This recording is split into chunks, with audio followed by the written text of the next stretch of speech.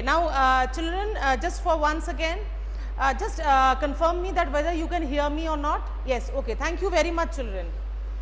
Now, as I have got the approval from your side that you can hear me now. So, we were doing with that chapter, that is working of institutions. Yes or no? Isn't it that we were doing with the chapter working of institutions? Working of institutions.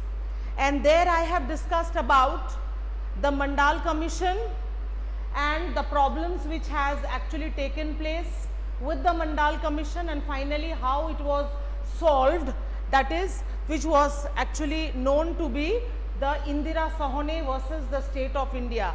I remember I have taught you up till this part. I remember I have taught you up till this part where we were talking about the Mandal Commission and how the Mandal Commission, why it was known to be the Mandal Commission, when was it implemented, what were the problems, and finally how it was solved. Now, in this chapter we are going to talk about, any one of you please tell me that whether I have started with the first organ of the government, that is the legislature. Have I started with the legislature? That the two houses of the legislature, what is the membership of both the houses? Please just tell me that part, that whether I have started with that part or not.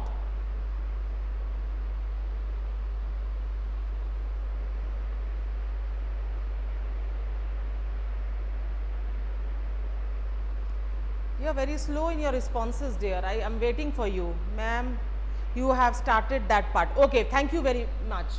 Okay, as I have told you that in this chapter we will be talking about the various institutions and mainly the institutions of the government.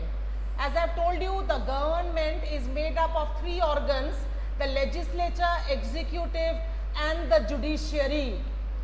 Whichever level you go, whichever level, India is a federation. That means India has two sets of government. That means one government at the center, which is known as the central government or the union government, and another government which is at the state level, which is also known to be the state government. So, and local self-government is actually a part of the state government. Just remember that much, and that will do. And the government usually is made up of three parts: legislature, executive and judiciary. Clear? But in this chapter we will be dealing with the central government. We will be dealing with the central government, and you know this central government, that means we will be dealing with the government at the center, as India is a federation, the central government which is located at New Delhi. Now, I will tell you by the different names the three organs of the government are known in India. The different names by which the three organs of the government are known in India. Legislature is known as by the name of Indian Parliament.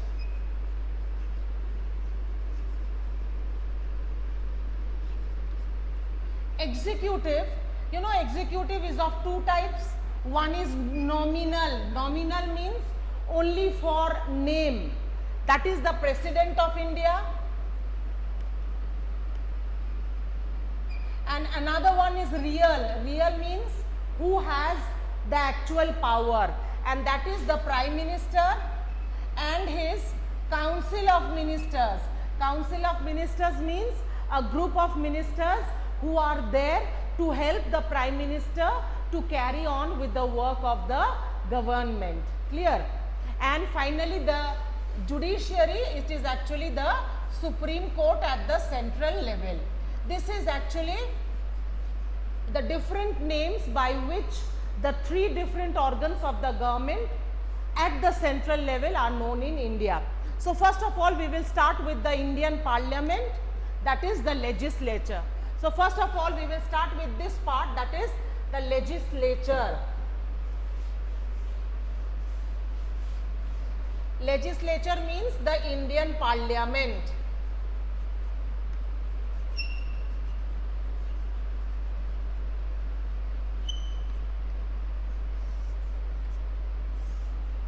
You know, Indian Parliament is bicameral in nature. Bicameral. Bicameral means having two houses. Bicameral means having two houses. Indian legislature, which is also known as Indian Parliament, just now I told you, you know, it is bicameral. Bicameral means it has two houses. The upper house is known as the Rajya Sabha and the lower house is known as the Lok Sabha. The Rajya Sabha is also known as the Council of States, whereas the Lok Sabha is known as the House of People. Why? Because the Rajya Sabha represents the states of India and the Lok Sabha, it represents the people of India. Clear? From the name itself you can understand Rajya. Rajya means a state. So it represents the states and for that it is known as Council of States. Whereas the Lok Sabha, it represents Lok. Lok means people. So it is known as the House of the People. Now we will see the composition of both the houses. Composition means how many members are there. But I remember that I have taught you this part, isn't it? That I have taught you about the membership of both the houses. Children? Oh. Did I discuss with the membership of both the houses? As far as I remember, I am getting that I have actually taught about the membership of both the houses. Membership means composition. That means how many members are there.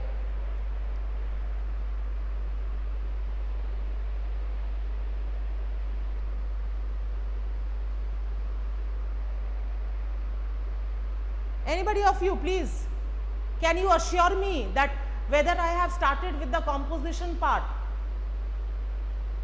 Please assure me so that, yes, I still remember. Both the houses, yes.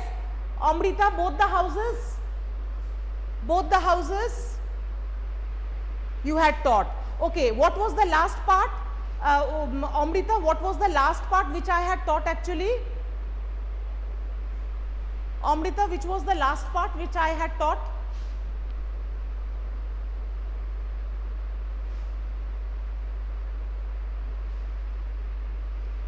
Which was the last part? Can you tell me? Which was the last part which I have taught? I remember that I have talked about the composition of both the houses. That means just tell me which was the last part I have taught.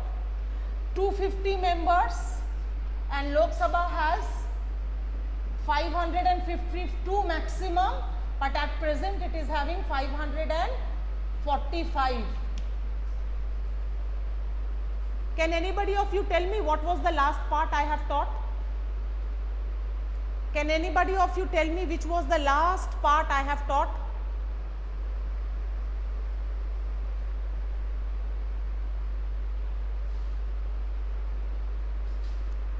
Okay. No, 552, 25 not. 545. Usually the maximum number of members in the Lok Sabha will be 552, which means that the number of members in the Lok Sabha should not go beyond 552. But that means not beyond or more than 552. But at present, you know, its total membership it is yes, 2 for the members of the Anglo-Indian community, and at present, you know, it is having 545, amongst which 525 they are directly elected from the states and the rest 20 they are elected from the union territories.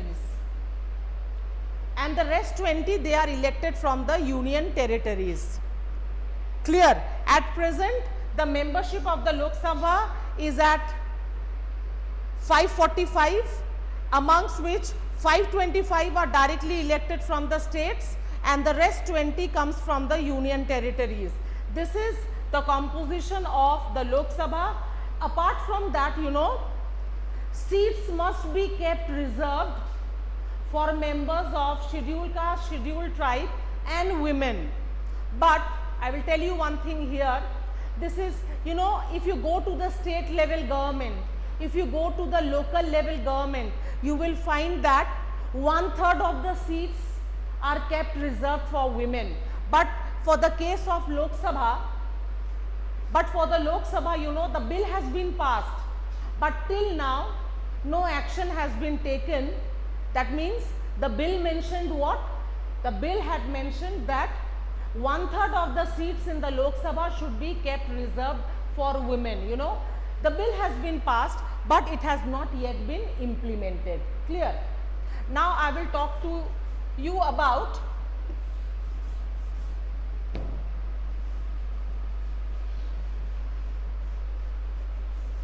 the term. Term means for how long?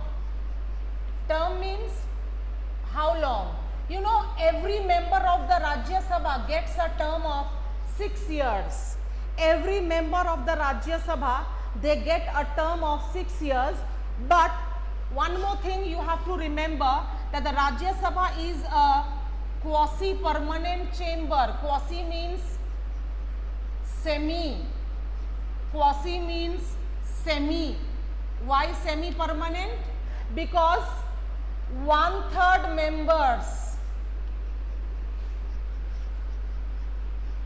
retire after every 2 years. First you see this part and then I will make you understand why is it known as a quasi-permanent chamber or a semi-permanent chamber. As I have told you just now, that each member, that means all the 250 members, you know, they get a term of 6 years. But here you can see that all the 250 members of the Rajya Sabha, they are not dissolved at the same time. They are dissolved, or they are removed from office, or it's not removed, actually they retire. They retire. 1/3 of the members, they retire after every 2 years. If 1/3 retire, that means the remaining is there. So whoever completes a term of 6 years, whoever, for example, out of 100, if 10 of them have completed 6 years, that 10 will retire and new 10 will be taken. Again, after 2 years, if it is found that 20 members have completed 6 years, so that 20 members will retire and again new 20 members will be taken. So it moves like in a cycle, which means that you will never find that the Rajya Sabha is put under lock or key, it is shut down. No, because you will always find that there are members in the Rajya Sabha, and the system is placed in the form of a rotation. And how is the rotation? That whichever members completes 6 years retire. As many members retire, that many members are again included. Who selects the new members? I will give you just now. I'll give you just now. Let me first tell me the term, then I will give you the give you about that. Clear, Nafisa? Just now I will tell you. Did you understand about the term, so that I can move to how they are elected? Why is it known as a quasi-permanent chamber or a semi-permanent chamber? Because all the members, they don't retire at the same time. After every 2 years, 1/3 of its members retire. Those members who have completed 6 years. Now, how are they elected? They are elected indirectly by the people. Indirectly by the people means not directly by us, but whom? By the MLAs. MLAs are who? Member of State Legislative Assembly. Just before some time I have told you that India is a federation, there are two sets of government, one at the center, another one at the state level. And every government is made up of three parts: legislature, executive, judiciary. So at the state level, the legislature is known by the name of State Legislative Assembly, and a member of the State Legislative Assembly is known as an MLA, whereas a member of a parliament is known as MP. And why it is known as indirectly by the people? Because these MLAs, they are directly elected by us, by the people. So these MLAs are directly elected by us, and these MLAs, then they will go and they will elect the members of the Rajya Sabha. This is the process of election to the Rajya Sabha. Did you get it, Nafisa?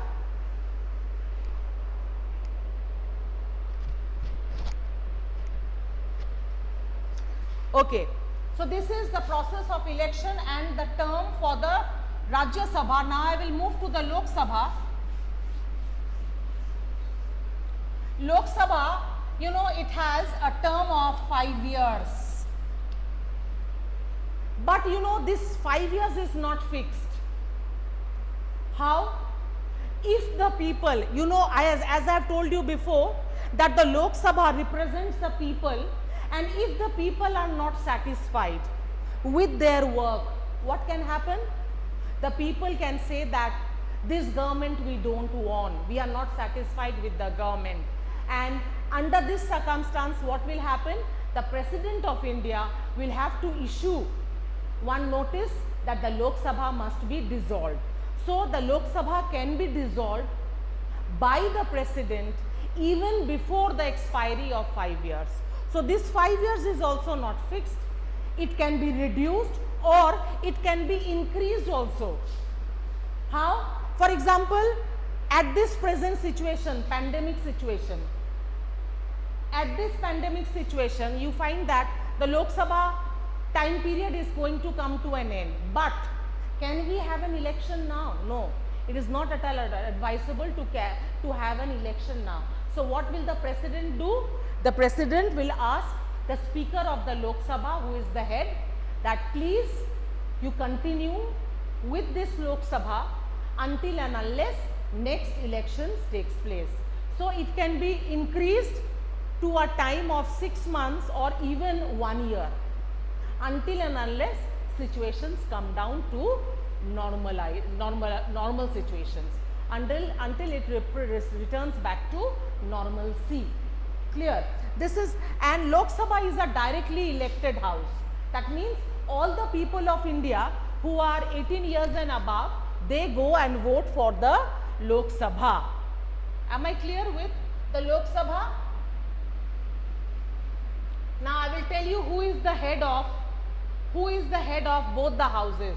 Rajya Sabha, the head of the Rajya Sabha or the chairman of the Rajya Sabha is the Vice President of India. He is known as the ex officio chairman. Ex officio chairman. What does this mean? It means that anyone who is elected as the Vice President of India automatically gets another responsibility. And what is that responsibility? He becomes the chairman of the Rajya Sabha. So being the chairman of the Rajya Sabha, he has to look after the discipline of the house, upon what topic, upon what agenda discussions will be taking place, and what should be the final decision being taken. These are all the things which are decided by the President. He is known as ex officio. Ex officio means by virtue of his office. By virtue of his office means whoever is selected as the President of India automatically becomes the chairman of the Rajya Sabha. And for the case of Lok Sabha, it is the Speaker. And how is the Speaker chosen? All the members of the Lok Sabha, that is 545 members at present, I have told you. All the members from different parties, those who have won a seat in the Lok Sabha, Usually 2 to 3 members, their names are selected from that party, winning party, the party which has formed the government. 4 or 5 names are selected and elections take place within the house. That means all the members of the Lok Sabha, they vote, and the person who gets the highest vote, that person is selected or elected as the speaker, and the person with the second largest vote, he becomes the deputy speaker. So this is about the composition, the structure, the formation, the term, chairman, that means head of both the houses, I have explained. Now in if any case, children, please listen to me properly. If any case there is a lockdown again, if I am talking about, then I will send short clips via the YouTube, that is Bardhaman e-learning, as you know that. So you will have to follow that also. Clear? With this I come to an end with today's class. Thank you. I have class in the next class also, class 10 now.